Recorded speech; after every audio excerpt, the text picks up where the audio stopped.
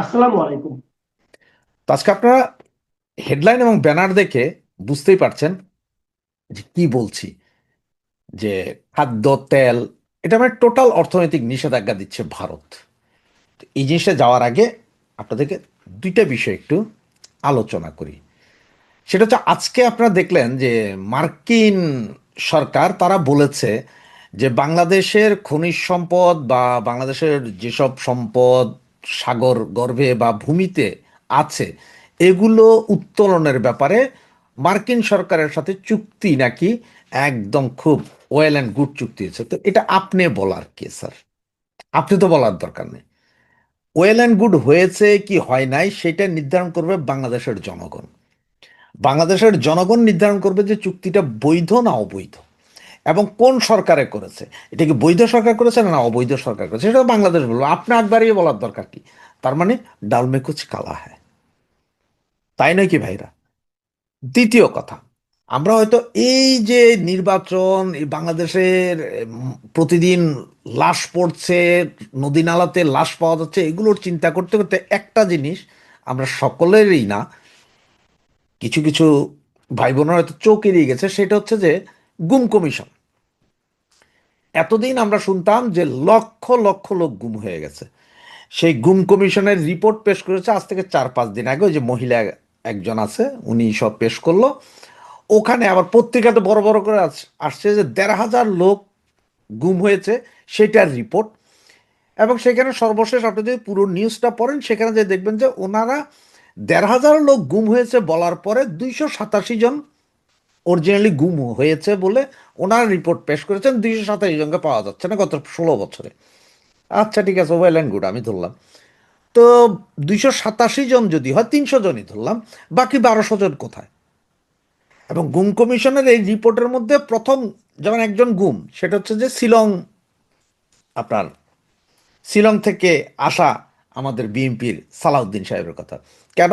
সালাউদ্দিন সাহেবের তো হাজার হাজার ছবি দেখছি আমরা। উনি ভারতের শিলংয়ে ইস্ত্রি করা প্যান্ট শার্ট লুঙ্গি পরে, সাদা কাপড় পরে উনি ইন্টারভিউ দিচ্ছেন, উনি ঘুরে বেড়াচ্ছেন, উনি বিড়ি সিগারেট খাচ্ছেন, উনি পান বিড়ি চাবাইতেছেন বিশাল বাসায়। তাই উনি গুম হইলেন কোথায়? এ আজমি হেবেটা গুম হইল কোথায়? এখন ওনারা বলতে 287 জনের বাইরে যে 1,500 জন গুম হয়েছিল বলে বলেছিলাম, এরা সব ফেরত আসছে। বাকিরা 287 জন মিসিং। 287 জন মিসিং, এই 287 জন মিসিং এর মধ্যে কে কে আছে, কে কে? এখন ওনাদের কাছে যে রিপোর্ট, ওনারা যে রিপোর্ট পেশ করেছেন তাতে আপনার এখানে প্রায় 200 জনের, 287 জনের 200 জনের নাম ঠিকানা যা উল্লেখ করা হয়েছে, এদের মধ্যে দেখা গেছে কেউ হয়তো ময়মনসিংহ শহরে রিক্সা চালাইতেন, উনি হারিয়ে গেছেন। কেউ হয়তো রাজশাহী খুলনা বরিশাল থেকে এসে ঢাকায় রিক্সা চালাইতেন বা ট্যাক্সি চালাইতেন, ওনার কোনো খোঁজ নাই। তো এটা পথে ঘাটে রাস্তায় অ্যাক্সিডেন্ট করে মারা যাইতে পারে। আবার কারো কারো ছেলে নাকি বিদেশ যাওয়ার নাম করে কোথায় গেছে আর ফিরে আসে নাই। এটা কি গুম? এখন তো দেখা যাচ্ছে অনেক ছেলে পেলে বাংলাদেশ থেকে জিহাদি হওয়ার জন্য সিরিয়া আফগানিস্তান এবং পাকিস্তানে পাঠানো হচ্ছে। পাকিস্তানে এই যে কয়দিন আগে দেখলেন বাংলাদেশি যুবক নিহত, উনিও গুম। উনিও নাকি গুম। তো ওনারা গুম করে কে পাঠাইছে? তো এই হচ্ছে যে গুম কমিশনের রিপোর্ট। মানে ওই যে লক্ষ লক্ষ গুম হয়েছে বলে আগে একটা প্রপাগান্ডা চালাইছে, এখন আইসা আর ওনারা সেইটা তো আর কাহিনী করতে পারতেছে না। সে মায়ের ডাক চায়ের ডাক এরা সব ভাইগে গেছে। এখন আছে এই মহিলা সহ 8-10 জন ফরমায়েশি গুম কমিশন, যে 287 জন 15 বছরে গুম হয়েছে, কিন্তু তার মধ্যে কোনো একজন স্পেসিফিক, কোনো একজন অতীব গুরুত্বপূর্ণ বাংলাদেশি কোনো লোক নাই। মানে যার দ্বারা দেশের ক্ষতি হতে পারে, রাষ্ট্রের ক্ষতি হতে পারে, বা সরকারের ক্ষতি হতে পারে, সরকারের ব্যাটারে গুম করলে টিকা যেতে পারে, এরকম কোনো লোকের নাম নাই। সব আছে এই সে আগরম বাগরম। মানে আপনার বাসার কাজের বেটি আপনার লগে ঝগড়া করে চলে গেছে গা, এটাও গুম, রিপোর্টিং গুম। তো এইরকম তো আপনার এই যে আপনার আমেরিকা ইংল্যান্ড ইউরোপে প্রতি বছর এরকম 1,00,000-2,00,000 লোক নিরুদ্দেশ বইলা রিপোর্ট হয়। পরবর্তী দেখা যায় হয়তো একটা 50% ফেরত আসছে, 50% ফেরত আসেনি। তাহলে কি এটা গুম?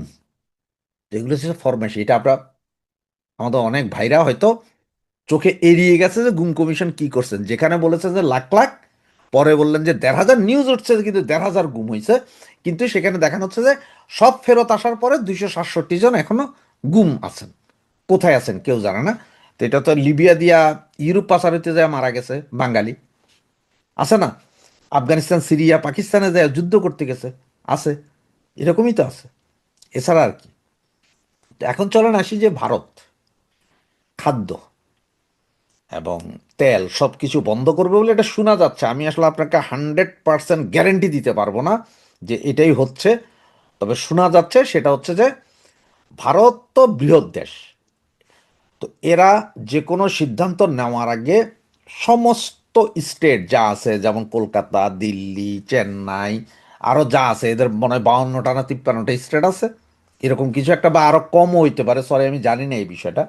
এনারা সবাই ওই অঞ্চলের যারা আছে মুখ্যমন্ত্রী বা সংসদ সদস্য বা এমপি, যে যেই দলের হোক, সবাই মিলে সমন্বিত সিদ্ধান্ত নেয় রাষ্ট্রের যে কোনো বিষয়ে। যেমন শেখ হাসিনা যখন ভারতে গেলেন, ওনাকে সসম্মানে রাষ্ট্রীয় মর্যাদা রাখা হবে, এটা সর্বদলীয় ঐক্য, সর্বদলীয় সিগনেচার হয়েছিল। সারা ভারতের যত দল আছে, যত এমপি আছে, যত নেতা আছে, সবাই বলছে ওকে, ওনাকে রাখতে হবে। যেমন সেইখানে মুসলমানদের সবচেয়ে বড় নেতা ভারতের ওআইসি, যার নেতৃত্বে 35 কোটি মুসলমান, যার কথা শুনে উনি নিজেও বলছেন যে আপনারা শেখ হাসিনাকে সসম্মানে রাখতে হবে। তো সেইভাবেই এখন নাকি খাদ্য, মানে আমাদের উপর টোটাল অর্থনৈতিক নিষেধাজ্ঞা দেওয়ার একটা পরিকল্পনা চলছে, যেটাতে ম্যাক্সিমামগুলো হয়ে গেছে, কিন্তু সাউথ ব্লকের চিঠিগুলো এখনো আইসা পৌঁছায় না। আর আপনারা জানেন যে এত বড় একটা দেশ যে ওদের এক স্টেট থেকে আরেক স্টেটে যাইতে 3 থেকে 4 ঘন্টা লাগে শুধুমাত্র বিমানে। আমরা যারা বিদেশ থেকে, বিভিন্ন দেশ থেকে আমরা যখন বাংলাদেশে ঢুকি, আপনারা দেখছেন যে শুধু ইন্ডিয়ার উপরে 2.5 থেকে 3 ঘন্টা বিমান চালাইতে হয়, তাহলে এটা কত বড় দেশ। এখন কলিকাতা বাংলাদেশের সাথে, বা 7টা রাজ্য যে 7 সিস্টার, ওরা আমাদের সাথে, ওরা হয়তো আমাদের প্রবলেমগুলো জানে, কি হচ্ছে না হচ্ছে এগুলো ওরা খবর রাখে। বাকি অন্যান্য ডিস্ট্রিক্টের লোকজন এটার খবরই রাখে না যে কি হচ্ছে বা কোথায় কি চলছে না চলছে, এটা খবরও রাখে না। যেমন আপনারা দেখেন, আমরা যারা ঢাকায় থাকি, ঢাকা আলাদা, সেন্ট মার্টিনে কি চলে কিন্তু এটা খুব একটা খবর রাখে না, বা কক্সবাজারে কি চলছে, বা চিটাঙে যারা থাকে তারা ঢাকার কোথায় কি চলছে, রাজশাহীতে কি চলছে, খুলনায় কি চলছে, এগুলো খবর রাখে না। আমরা এক ডিস্ট্রিক্টে খবর রাখি না, এরপরও রাখি। আর ভারত তো এত বড় এক দেশ, এত হাজার টিভি চ্যানেল, এখানে কে কার খবর রাখে? তো তারা অনেকেই জানে না যে বাংলাদেশ আসলে কি চলছে বা কি হচ্ছে। সুতরাং ভারত সরকার সব স্টেটকে নাকি চিঠি দিয়া জানাইছে যে ওদেরকে বুঝাইছে যে কি কি হইতে যাচ্ছে, বাংলাদেশ কি কি ক্ষতি করতেছে এগুলো নিয়ে। সুতরাং আমাদের উপর একটা অর্থনৈতিক নিষেধাজ্ঞা, মানে আমাদের খাদ্য, পোশাক, তারপর তেল, চাল, ডাল, সব কিছুর উপর একটা নিষেধাজ্ঞা, যে এগুলো কোনো এক্সপোর্ট আর হবে না, মানে ভারত থেকে কোনো কিছু এক্সপোর্ট বাংলাদেশে করবে না। হ্যাঁ, বাংলাদেশ কিনতে পারে বাইরে থেকে, কোনো সমস্যা নাই। যেমন এই যে গ্যাস, সিলিন্ডার গ্যাস, যেটা আমরা $10 কিনতাম আগে কাতার, কুয়েত এগুলো থেকে, সেটা এখন $14 আমেরিকান কোম্পানি থেকে কিনতে, পিটার হাসের কোম্পানি থেকে। সেভাবে কিনবে, অর্থনীতি কী হলো না হলে সেটা জানার বিষয় না। তো সাউথ ব্লকের সিগনেচারের জন্য নাকি ওয়েট করতেছে। আর এটা হচ্ছে কখন? যখন এই যে মুস্তাফিজকে নিয়ে যেই খেলাটা বাংলাদেশ শুরু করেছে, এই খেলাটার পরে যখন বলো যে আইপিএল এর সম্প্রচারের উপরে নিষেধাজ্ঞা চালাবে, আইসিসিতে যাবে না খেলতে, এগুলো সব কিছু মিলে ভারতে এবার আস্তে আস্তে সিস্টেমে পাইছে। মানে এখানে আমার যেটা মনে হয় সেটা হচ্ছে যে ভারত হয়তো ইন্টেনশনালি এই মুস্তাফিজকে বের করে দিছে, এমনও তো হইতে পারে। আপনারা ভাবেন না কেন এটা? একটু ওইদিকে ভাবি আমরা, যে তোমাদেরকে এমনভাবে করবো যে আমরা মুস্তাফিজরে বের করে দিব, তোমরা আইপিএল নিষিদ্ধ করবা। আইপিএল নিষিদ্ধ করে এরপরে বললো যে আইসিসিতে বিশ্বকাপে টি-20 ম্যাচে আমরা ভারতে খেলবো না, আমরা বাইরে খেলবো। চান্স পাবে, ওকে তোমরা খেলবা না, খেলো না, তোমাদের পয়েন্ট কাটা যাবে, পয়সা কাটা যাবে, আর ওই পয়সার ম্যাক্সিমাম পাইব কে? ভারত। তার কারণ কি আমি বলি, আপনি যখন এই পয়সাটা তো দেয় আইসিসি, আপনি যখন ওখানে স্টেডিয়ামে খেলবেন সেটার একটা খরচ আছে, হোটেলে থাকবেন, খাইবেন, নিরাপত্তা, বাস, অমুক তমুক সব কিছু তো ইনভেস্ট করবে ICC, international cricket council board. তারা তারা আবার পে করবে এটা ভারত সরকারকে। ভারত সরকার সেখান থেকে ট্যাক্স ম্যাক্স অমুক, তো এটা তো ভারতের লাভ, কারণ ভারত তো ডলারে পাবে পয়সাটা, তাহলে ভারতের লাভ। তাহলে ভারত হয়তো আপনাদের ইন্টেনশন হচ্ছে যাইয়েন না, তা আপনারা যাইয়েন না, আপনাদের রুম টুম সব খালি থাকবে, আপনাদের কিচ্ছু করার দরকার নেই, উল্টা পয়সাটা পেয়ে গেলাম, সেইটা সেটা হইতে পারে। এবং এগুলা কইরা একটা অর্থনৈতিক অবরোধ আপনাদের দিতে আর সম্পর্ক নাই, যেমন পাকিস্তানের সাথে করছে, সেম হইতে পারে না? সেরকমই সম্ভবত চলছে। সব কিছু সোজা না ভেবে একটু ঘুরেও ভাবি যে কোথায় কি হচ্ছে। বাংলাদেশ হয়তো এই মুস্তাফিজরে পাঠাই না নেওয়ার কারণে বাংলাদেশ ভারতের ওই চাণক্য চালে পা দিয়েছে হয়তো, সেই পা দিয়ে হয়তো এখন বাংলাদেশ ক্রিকেট বোর্ডও ধ্বংস হচ্ছে। আর এদিকে আপনারা সবাই জানেন যে খলিলুর রহমানকে আমেরিকা ডাকছে। এটা নিয়ে আসলে খুব একটা টেনশন নেই, আমেরিকায় আমাদের নির্বাচন ফির্বাচনের জন্য ডাকে নাই। এমনও হইতে পারে কি জানেন, যে নির্বাচনে জামাত এনসিপিরে 70% সিট দিয়া ইউনুস গভর্নমেন্ট জিতাই দিবে, বিএনপিরে কলা ধরাই দিবে, সেটাও হইতে পারে। আবার বিএনপি এককভাবেও ক্ষমতায় আসতে পারে, ইলেকশন হবে। তবে আমেরিকার টেনশন হচ্ছে যে ভাই চায়নার কোনো মাল কিনো না, এটা কিনবা আমরা আছি, এবার তুমি এটা ঘুরে এবার যে দেশ থেকে কিনবা কিনো, পাকিস্তান থেকে কিনো, টার্কি থেকে কিনো, আর যেখান থেকে কিনবা কিনো। এগুলো হচ্ছে মূল কাহিনী। মার্কিন প্রশাসন কিছুতেই ভরসা করতে পারছে না যে এই ইউনূস সরকার সত্যিকার অর্থেই একটা নির্বাচনের দিকে হাঁটবে এবং তার আগে আবারও ওসমান হাদি হত্যাকাণ্ডের মতো কোনো ভয়াবহ গুরুতর ঘটনা ঘটিয়ে ফেলবে না বা ঘটে যাবে না। কারণ মার্কিন যুক্তরাষ্ট্র দেখছে যে একেবারে যখন এই দেশ নির্বাচনের দিকে হাঁটছে এবং অন্তর্বর্তী সরকারের কি ধরনের কেনাকাটা করা উচিত সে বিষয়ে, মানে চীনের কাছ থেকে কেনাকাটা করা উচিত না এবং চীনের সঙ্গে সামরিক সখ্যতা বাড়ানো উচিত না, সেসব বিষয়ে মার্কিন প্রশাসন, ট্রাম্প প্রশাসনের উদ্বেগ সত্ত্বেও মার্কিন প্রশাসন দেখছে অন্তর্বর্তীকালীন সরকার দুহাত খুলে পাকিস্তান থেকে, চীন থেকে যুদ্ধ বিমানের পর যুদ্ধ বিমান কিনছে। বাংলাদেশের জাতীয় নিরাপত্তা উপদেষ্টা খলিলুর রহমান বুধবার দিন ওয়াশিংটন গেছেন। যেমনটা হয় খলিলুর রহমানের যে কোনো সফরের ক্ষেত্রে মূলধারার সংবাদ মাধ্যম থেকে কিংবা সরকারের তরফে তার আনুষ্ঠানিক বৈঠক বা সফর সম্পর্কে কোনো খবর পাওয়া যায় না। নানা সূত্র থেকে এরপর বেরিয়ে আসতে থাকে যে খলিলুর রহমান কখনো দোহায়, কখনো যুক্তরাষ্ট্রে গেছেন এবং বারবার যাচ্ছেন সরকারের জন্য মার্কিন যুক্তরাষ্ট্রের বিশেষভাবে বিভিন্ন বার্তা বহন করে নিয়ে আসতে।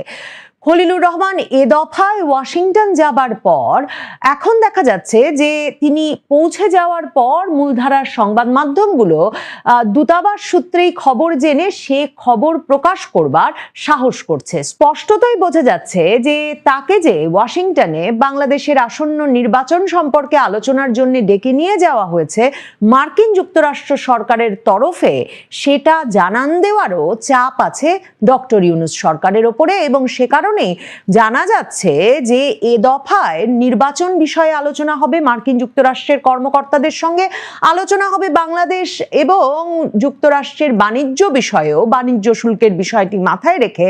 এবং ওয়াশিংটন বাংলাদেশ দূতাবাস সূত্রে জানিয়ে দেওয়া হচ্ছে যে নিরাপত্তা উপদেষ্টার যে খসড়া সূচি আছে তাতে তার আলাপ করবার কথা আছে মার্কিন পররাষ্ট্র দপ্তরের রাজনীতি বিষয়ক আন্ডার সেক্রেটারি অ্যালিসন হুকারের সঙ্গে, আলোচনা করবার কথা আছে দক্ষিণ ও মধ্য এশিয়া বিষয়ক সহকারী মার্কিন পররাষ্ট্রমন্ত্রী পল কাপুর এবং দিল্লিতে মার্কিন রাষ্ট্রদূত ও দক্ষিণ ও মধ্য এশিয়া বিষয়ক যুক্তরাষ্ট্রের বিশেষ দূত সার্জিও গোরের সঙ্গে। স্পষ্টত বোঝা যাচ্ছে মার্কিন প্রশাসন বাংলাদেশের নির্বাচনটিকে নিয়ে উদ্বিগ্ন। তারা গুরুত্বের সঙ্গে বাংলাদেশের নির্বাচনটিকে নিয়ে তাদের যে বার্তা সেটা ইউনূস সরকারকে পৌঁছে দেওয়া প্রয়োজন মনে করছে। এবং সবচেয়ে গুরুত্বপূর্ণ এই সফরটির সেটি হচ্ছে ট্রাম্প প্রশাসন মার্কিন প্রশাসনে বদল এনে এই অঞ্চলে তার বিশ্বস্ত যে ব্যক্তিবর্গকে বসিয়েছেন, একেবারে সার্জিও গোর, পল কাপুরের মতো ব্যক্তি, অ্যালিসন হুকারের মতো ব্যক্তি, সেই প্রত্যেকজনের সঙ্গে এ দফায় সাক্ষাৎ হবে খলিলুর রহমানের। দেখেন সার্জিও গোর দিল্লিতে মার্কিন যুক্তরাষ্ট্রের রাষ্ট্রদূত নিয়োজিত হয়েছেন এবং তাকেই এ দফায় নিয়োগ দেওয়া হয়েছে দক্ষিণ ও মধ্য এশিয়া বিষয়ক যুক্তরাষ্ট্রের বিশেষ দূত হিসেবে। সার্জিও গোরকে নভেম্বরে যখন শপথ গ্রহণ করানো হয় তখন প্রেসিডেন্ট ট্রাম্প ওভাল অফিসে স্পষ্টত তাকে বলেন যে বন্ধু মোদির পরামর্শ অনুসারে এবং তার সঙ্গে সুসম্পর্ক রেখে চলাই হবে সার্জিও গোরের মূল উদ্দেশ্য। কারণ একদিকে যেমন এই ইন্দো প্রশান্ত মহাসাগরীয় অঞ্চলে ট্রাম্প প্রশাসন মনে করে ভারত সরকার বা ভারত তাদের নিরাপত্তার ক্ষেত্রে প্রধান মিত্র চীনকে একরকমের নিয়ন্ত্রণে রাখার ক্ষেত্রে, চীনের প্রভাব মুক্ত রাখবার ক্ষেত্রে এই অঞ্চলে ভারত তার প্রধান মিত্র। তার চেয়েও যে বড় বার্তাটা প্রেসিডেন্ট ট্রাম্প কোনো রাগঢাক না রেখে সার্জিও গোরকে দিয়েছেন, সেটা হচ্ছে ভারতে যে বিশাল মধ্যবিত্ত আছে তাতে ভারতে মার্কিন যুক্তরাষ্ট্রের পণ্য বিক্রি আরো বাড়াতে হবে এবং সেই লক্ষ্যটা মাথায় রেখে যাতে সার্জিও গোর সেখানে কাজ করে। দেখেন, ভারতের সঙ্গে মার্কিন যুক্তরাষ্ট্রের যে সম্পর্কের ওঠানামা দেখা যাচ্ছে, মানে এই সম্পর্কটা ভালো হয়, এই সম্পর্কটা ভীষণ খারাপ হয়ে যায়। ট্রাম্প যাকে মাই ফ্রেন্ড মোদি বলেন, সেই মোদির সঙ্গে ট্রাম্প প্রশাসনের, তার প্রধান কারণ কিন্তু এটাই যে ট্রাম্প কিছুতেই সহ্য করতে পারছেন না যে ভারত কেন রাশিয়া থেকে তেল কিনবে বা অন্য কোনো দেশের সঙ্গে বাণিজ্য বাড়াবে, বিশেষ করে রাশিয়ার মতো দেশের সঙ্গে, যখন ভারত সেই ব্যবসাটা মার্কিন যুক্তরাষ্ট্রকে দিতে পারে। কাজেই ট্রাম্প প্রশাসনের সঙ্গে যাবতীয় মার্কিন প্রশাসনের প্রধান পার্থক্যটা হচ্ছে ট্রাম্প প্রশাসন সব বাণিজ্যের লেন্সে দেখেন।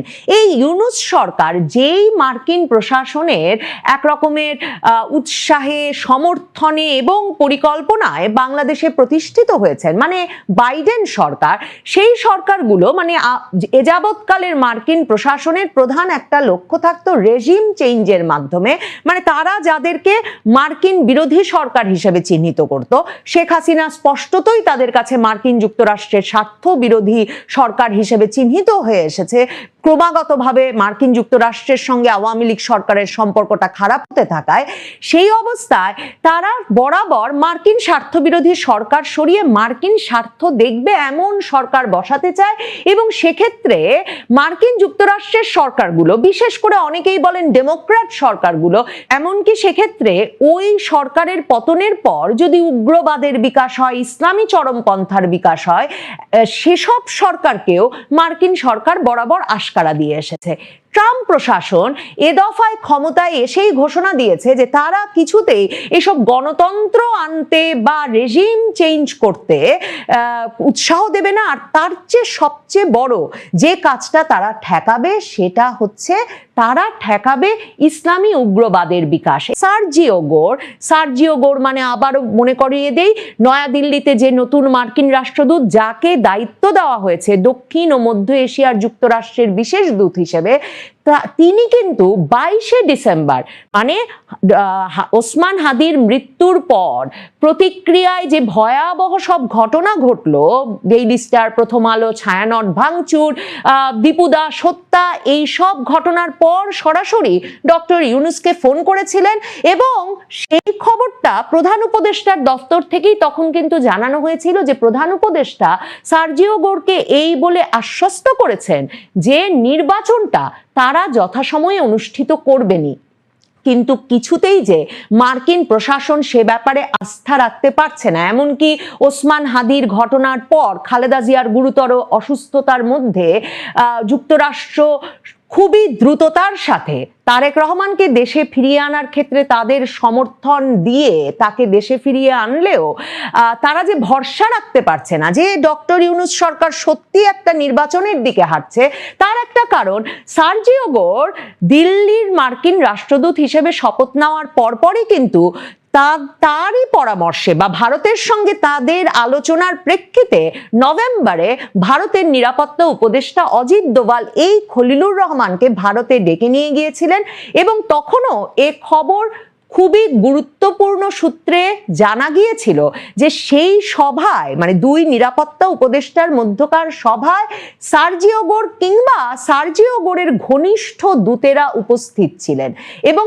সেই সভায় সরাসরিভাবে খলিলুর রহমানকে একদিকে যেমন ধর্মীয় উগ্রবাদের বিকাশ ঠেকাতে অনুরোধ করা হয়, সীমান্তবর্তী এলাকায় সন্ত্রাসীদের ক্যাম্প গড়ে উঠছে সেসবের দলিলপত্র ভারতের তরফে তার কাছে হস্তান্তর করা হয়, তেমনি বলা হয় যে একটা অন্তর্ভুক্তিমূলক নির্বাচন, একটা আওয়ামী লীগ সহ সকল দলের অংশগ্রহণের নির্বাচন ছাড়া যে নির্বাচন অনুষ্ঠান করতে যাচ্ছে খলিলুর রহমান, ডক্টর ইউনুসের সরকার, সেই নির্বাচনের মাধ্যমে গঠিত সরকার কিছুতেই বাংলাদেশে একটা স্থিতিশীল সরকার দিতে পারবে কিনা সেই প্রশ্ন কিন্তু তখন তোলা হয়।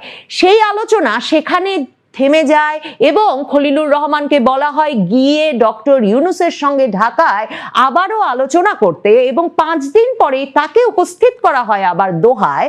দোহার একজন শীর্ষস্থানীয় মার্কিন ঘনিষ্ঠ মধ্যস্থকের নেতৃত্বে তখন মার্কিন যুক্তরাষ্ট্র, ভারত এবং খলিলুর রহমান এই 3 পক্ষের কিন্তু বৈঠক অনুষ্ঠিত হয়। সেখানে আবারও এই আলাপটা মার্কিন যুক্তরাষ্ট্র এবং ভারতের তরফে তোলা হয়েছিল যে একটা অন্তর্ভুক্তিমূলক নির্বাচনই কেবলমাত্র বাংলাদেশের নিরাপত্তা পরিস্থিতির উন্নতি ঘটাতে পারে। তবে মার্কিন যুক্তরাষ্ট্র ডক্টর ইউনূস সরকারকে আওয়ামী লীগকে এই নির্বাচনে সংশ্লিষ্ট করার বিষয়ে রাজি করাতে পারে না। তবে তফসিল ঘোষিত হওয়ার পর তারা যে এক রকমের স্বস্তি বোধ করবার প্রত্যাশা করছিল, সেই স্বস্তি তাদের কেটে যায় ওসমান হাদির হত্যাকাণ্ডের মাধ্যমে। এবং সে কারণে সার্জিও গোর একদিকে ডক্টর ইউনূসকে ফোন করেন এবং এখন খলিলুর রহমানকে ওয়াশিংটন ডেকে নিয়ে গেছেন তারা, এবং সেই বৈঠকে সার্জিও গোর ছাড়াও উপস্থিত থাকছেন এবং তার সঙ্গে আলাদাভাবে বৈঠক করছেন দক্ষিণ ও মধ্য এশিয়া বিষয়ক সহকারী মার্কিন পররাষ্ট্রমন্ত্রী পল কাপুর। যেই পল কাপুর ভারতীয় বংশোদ্ভূত শুধু নন, এই পল কাপুর হচ্ছেন তিনি একজন একাডেমিক। তিনি বরাবর তার পুরো একাডেমিক জীবনের মূল গবেষণার বিষয় হচ্ছে জিহাদ এবং এই যে পাকিস্তান কি করে জিহাদ অস্ত্রটি ব্যবহার করে সারা পৃথিবীতে সন্ত্রাসবাদ রপ্তানি করে, এই বিষয়টি নিয়ে তিনি গবেষণা করেছেন। কাজেই বুঝতে বাকি থাকে না ট্রাম্প প্রশাসন তাদেরকে নিয়োগ করেছেন এই পদগুলোতে এবং তারা আসলে কি এজেন্ডা নিয়ে আসছেন। দেখুন, মার্কিন যুক্তরাষ্ট্রে কেউ যখন নিযুক্ত হন তখন সেনেটে এমন প্রকাশ্য শুনানি ঘটে, তখন পরিষ্কারভাবে তাদেরকে কি এজেন্ডায় বা কি দায়িত্ব দিয়ে পাঠানো হচ্ছে, নিয়োগ করা হচ্ছে সেটা পরিষ্কার হয়ে যায়। পল কাপুরকে নিয়োগ করা হয়েছে একদিকে এই অঞ্চলে ইসলামী চরমপন্থার বিকাশ ঠেকাতে, পাকিস্তান যে ধরনের ইসলামী সন্ত্রাসবাদ রপ্তানি করতে চায় দেশে দেশে সীমান্ত পেরিয়ে, সেটা ঠেকাতে, এবং তাকে বিশেষ যে অ্যাসাইনমেন্ট দেওয়া হয়েছে সেটা হচ্ছে এই অঞ্চলে চীনের প্রভাব মুক্ত করতে। এবং সেক্ষেত্রে পল কাপুর তিনি যখন এই অঞ্চলের দায়িত্ব পান বিশেষ উদ্বেগ প্রকাশ করে বলেছিলেন যে বাংলাদেশ চীন থেকে যুদ্ধ বিমান জে-10 কিনছে, এগুলো ভালো লক্ষণ নয়।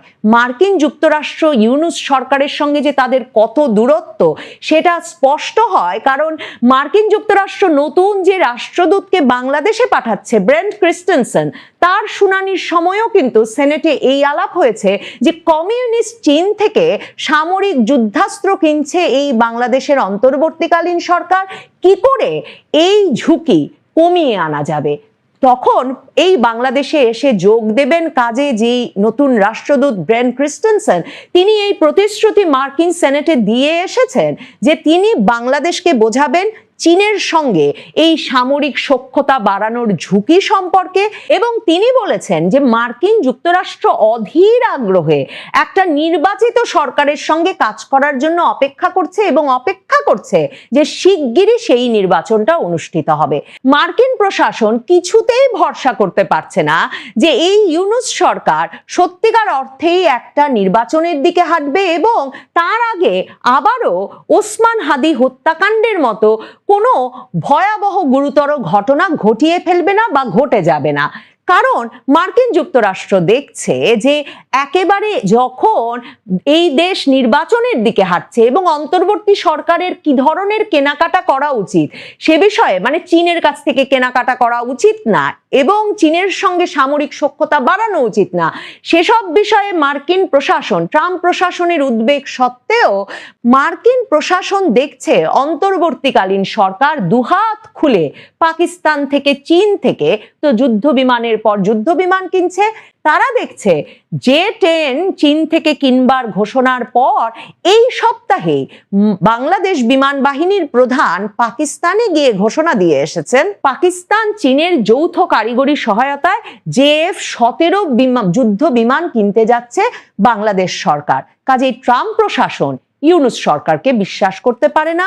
কাজেই ট্রাম্প প্রশাসন এ অবস্থায় খলিলুর রহমানকে ওয়াশিংটনে ডেকে নিয়ে আবারও সুস্পষ্টভাবে এই কথাগুলো মনে করিয়ে দিতে চায় যে নির্বাচন করে একটা নির্বাচিত সরকারের হাতে ক্ষমতা দিয়ে ইউনূস সরকারকে দ্রুত চলে যেতে হবে।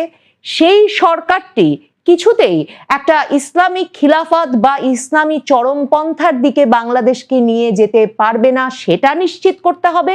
আর মার্কিন যুক্তরাষ্ট্র এখনো বলছে যে অন্তর্ভুক্তিমূলক আওয়ামী লীগ সহ নির্বাচন না হলে অন্য কোনো দল, বিএনপি যদি ক্ষমতায় আসে, তাহলেও ইসলামী চরমপন্থার বিকাশ ঠেকানোর মতো শক্তিশালী অবস্থানে ওই দলটি থাকবে কিনা সেই বিষয়টিও ইউনূস সরকার যাতে ভেবে দেখে।